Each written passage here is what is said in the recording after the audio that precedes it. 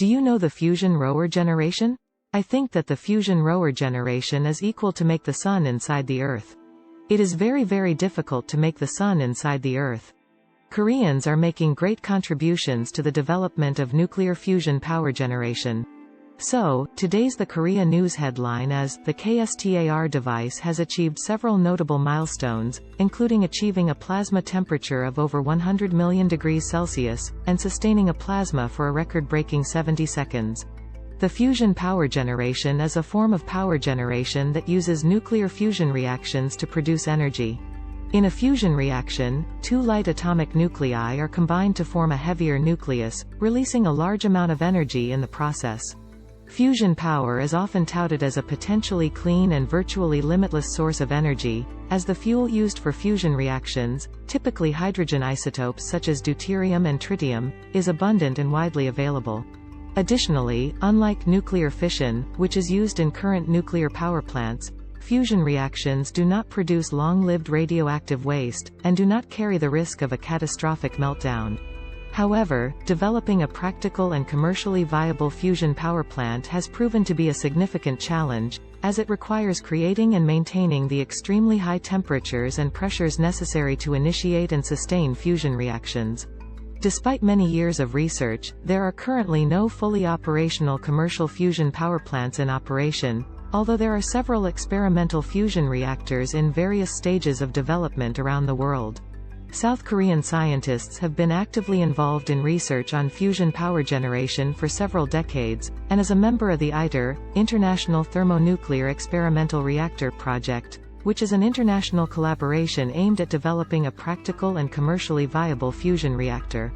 In South Korea, the main institution involved in fusion research is the National Fusion Research Institute, NFRI, which was established in 2003. The NFRI is responsible for developing and operating experimental fusion devices, as well as conducting research on the key technologies necessary for fusion power generation. One of the main research projects at NFRI is the Korea Superconducting Tokamak Advanced Research (KSTAR) device, which is a tokamak-type fusion device that uses superconducting magnets to create and contain the plasma in which fusion reactions occur. The KSTAR device has achieved several notable milestones, including achieving a plasma temperature of over 100 million degrees Celsius, and sustaining a plasma for a record-breaking 70 seconds. In addition to the NFRI, several other institutions in South Korea are also involved in fusion research, including universities such as Seoul National University and the Korea Advanced Institute of Science and Technology, KAIST. Have you ever imagined a successful fusion power generation? If fusion power generation is successfully developed and becomes a practical and commercially viable source of energy, it has the potential to bring about significant changes to human life and society.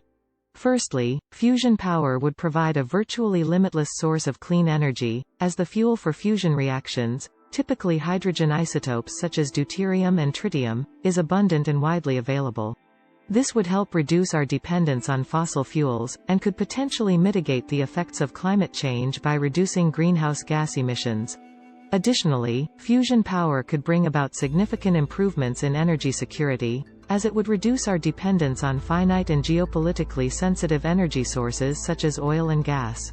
This would also help stabilize energy prices and reduce the risk of supply disruptions.